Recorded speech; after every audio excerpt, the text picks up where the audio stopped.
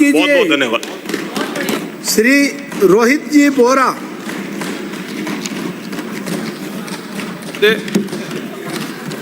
सबसे पहले मैं अपना भाषण यूडीएच से शुरू करूंगा।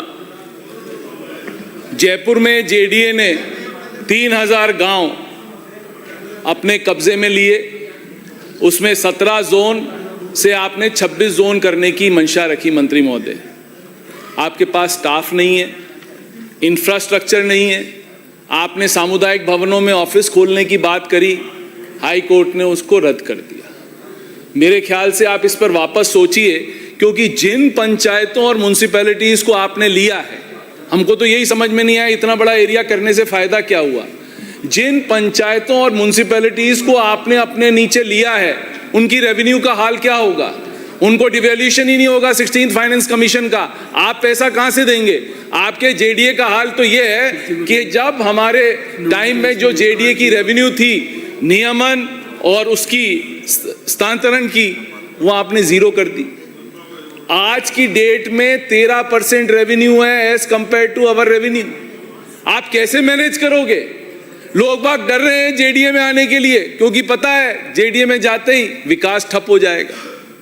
क्या करोगे आप। और ऐसा क्या, आपने वो किसी को जमीनें थोड़ी देनी है, जमीनें तो वैसे ही आप कैबिनेट से दे देते हो, आप कैबिनेट से ही जमीनें दे देते, उससे क्या फर्क पड़ता। ये करने से कौन सा ऐसा डेवलपमेंट है जो नहीं रुक रहा है, जो रुक रहा है, बल्कि उन छोटे कस्बों का, उन छोटे गांव का, उन डाड़ियों का जो डेवलपमेंट होता वो भी बंद हो जाएगा। जेडीए में 900 का स्टाफ था, 2 साल में 157 का रह गया। आपकी क्या मंशा है, जेडीए में भर्ती करोगे या नहीं करोगे, या रिटायर्ड ऑफिशियल्स को रख लोगे। 2 साल में 700 से 157 का हो गया स्टाफ, जो जेडीए सर्विसेज का था। समझे मंत्री जी, असत्य नहीं बोल रहा, जरा आप चेक कर लें। अब ये और बताएं, आपकी जीरो टॉलरेंस की नीति है। आपने कहा हमारी जीरो टॉलरेंस की नीति है करप्शन के ऊपर। ऑनलाइन प्रक्रिया आपने शुरू कर दी।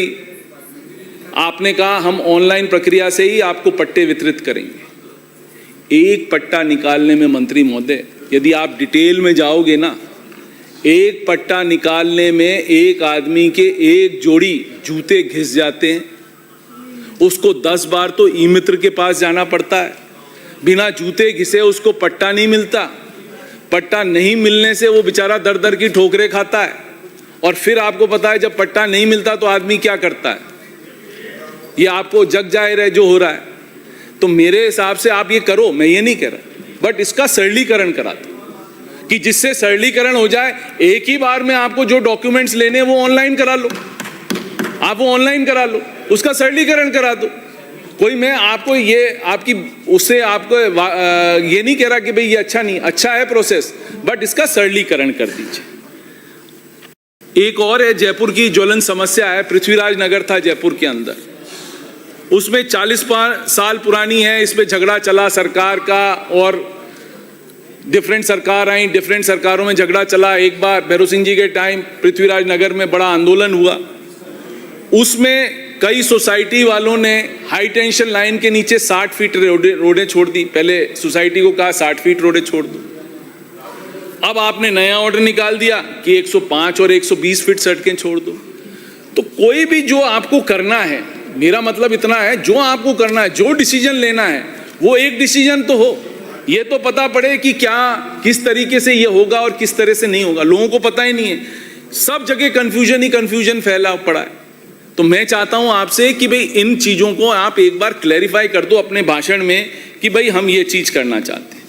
आपको पता है कल भी हम आपसे मिले थे, ईओ की सख्त कमी है, और ईओ की सख्त कमी होने से भ्रष्टाचार का आलम ऐसा है कि आप इमेजिन नहीं कर सकते हो। भ्रष्टाचार है क्योंकि ईओ नहीं। और मैं तो कल भी आपको बोला था, आपका डीआरडीए आपने एक उस पे जोनल हेडक्वार्टर पे बिठा रखा है, जो जोन्स हैं आपके उस पर बिठा रखा है। या तो क्योंकि हर डिस्ट्रिक्ट में अब 10 से 15 नगर पालिका हो गई, आप वहां एक सीनियर ऑफिसर को बिठाओ इन ईओ के ऊपर। यदि ईओ नहीं है तो कम से कम एक सीनियर ऑफिसर बैठे, उनकी जांच पड़ताल तो करे, काम क्या हो रहे हैं। ऐसे ही इतने सारे केस हैं। देखो आप 31/1/2004 में आपने आरटीपीपी एक्ट में कहा कि डीएलबी ने एक ऑर्डर निकाला कि भाई जो भी टेंडर होंगे वो इस तरीके से होंगे। चित्तौड़गढ़ में एक जगह है जहां 7 टेंडरों में इसका उल्लंघन किया गया, पेपरों में आ गया, 7 जगह उनका उल्लंघन करा गया। उनने अपनी निकाल दी निविदाएं और उसमें कह दिया कि निम्बाहेड़ा में काम करने वाला होगा तो ही उसका काम होगा। ये सब पेपरों में से कटिंग आ रही। निम्बाहेड़ा में ऐसा हुआ है कि 7 टेंडरों में अपनी खुद की निविदाएं निकाली और उसमें अपनी ही चीजें डाल दी कि भाई निम्बाहेड़ा में काम करा हुआ हो, ये एक्सपीरियंस हो, वो एक्सपीरियंस हो, निम्बाहेड़ा का एक्सपीरियंस हो। भाई क्यों? ये किसी ने भी भेजी हो। ये आपकी पेपरों की कटिंग लाया हूं मैं, ये पेपरों की कटिंग लाया हूं आपकी, जो वहां हो रहा है आपके एरिया रहे हैं। दूसरों पे इल्जाम लगाते हो, पहले अपने देखो। इनने 19 मूर्तियां खरीदी जयपुर में, वही मूर्तियां 1200 रुपए किलो की खरीदी गई। इनने 2600 रुपए किलो की उस आयुक्त ने खरीदी और 1,70,00,000 रुपए एडवांस, 1,70,00,000 रुपए एडवांस इनने वहां दिए, इनने वहां दिए। ये क्या चल रहा है? आप इसको चेक कराओ मंत्री महोदय, संबोधित कीजिए। माननीय विराजे, आप उसको चेक करिए। विराजे इनके यहाँ डामरीकरण के टेंडर हुए, ये सब पेपर लेके आया हूं, ये सब पेपर हैं, किसी ने नहीं दिया है, ये सब पेपर पड़े। इनके यहाँ डामरीकरण के टेंडर हुए और इनने एक ही साल में बीएसआर से 31% बिलो, दूसरा टेंडर हुआ 15% बिलो और उसी साल में बीएसआर पे हो गया, बीएसआर का टेंडर हो गया, बीएसआर का टेंडर हो गया। तो ये आप देखिए क्या हाल बना रखा है। जबकि आपका नियम है एक साल में 10% से वेरिएशन ज्यादा रोडों पर नहीं हो सकता है। ये हाल है निम्बाहेड़ा का। दूसरों पे सिर्फ इल्जाम लगाने से कुछ नहीं होता है, अपने गिरेबान में खुद झांकिए पहले। एक इनने टेंडर और निकला साहब, और वो टेंडर निकला 36 लाख रुपए का। टेंडर कैंसिल करा, पार्टी को टेंडर इशू हो गया, टेंडर कैंसिल हो गया। सेम टेंडर 45 लाख रुपए पे जो रिस्क एंड कॉस्ट पर होना चाहिए था, वो 54 करोड़ रुपए में टेंडर निकाल दिया, 54 लाख रुपए में टेंडर निकाल दिया। आप अपने इसका रिस्क एंड कॉस्ट कौन देगा? समाप्त कीजिए। इसका रिस्क एंड कॉस्ट कोई तो देने वाला होगा। मंत्री महोदय, मेरा मन है, इसीलिए मैं आपसे कह रहा हूं, जो बड़ी बात कर रहा हूं वो इसीलिए कर रहा हूं कि यहाँ कुछ राजनेताओं का संरक्षण प्राप्त है। मैं इसीलिए कह रहा हूं, जब तक ईओ आप नहीं लगाओगे, यदि ईओ नहीं है तो आप ईओ की भर्ती करो। आप ईओ नहीं लगाओगे तो ईओ का हाल यही हो रहा है, सब जगह का हाल यही है कि ईओ का, धौलपुर में तो एक ईओ नहीं है।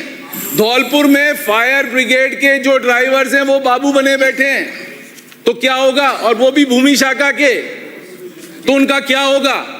आपसे विनती है, बसेड़ी का भी यही हाल है, समाप्त कीजिए। सरमथरा का ये हाल है, सैपऊ का हाल ये है, मनिया का हाल ये है, राजाखेड़ा का हाल ये है। आपसे सिर्फ इतनी सी विनती है कि कृपया करके स्टाफ दे दें, क्योंकि ये गड़बड़ी इसीलिए हो रही है कि ईओस की अवेलेबिलिटी नहीं है। या तो आप ईओस ले लें और ये, और एक चीज और बता दें, हमने हमारे टाइम में जो पट्टों की रेवेन्यू करी, जैसे भी करी, हमने गरीब आदमियों को पट्टे दिए, अलग अलग श्रेणी में पट्टे दिए। आपने कहा कि हम भी पट्टे देंगे, आपने पट्टों का अभियान चलाया, कितने पट्टे दिए आपने और क्या रेवेन्यू अर्जित करी? आज ये आपके पास बजट पड़ा हुआ है, अमृत 2 में 5,000 करोड़ का आपने एक पैसा खर्च नहीं करा।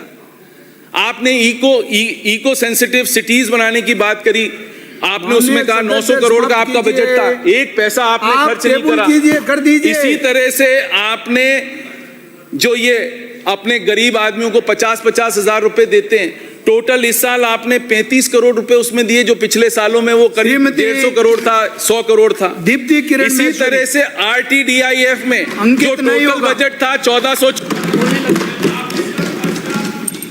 नहीं बोल सकते।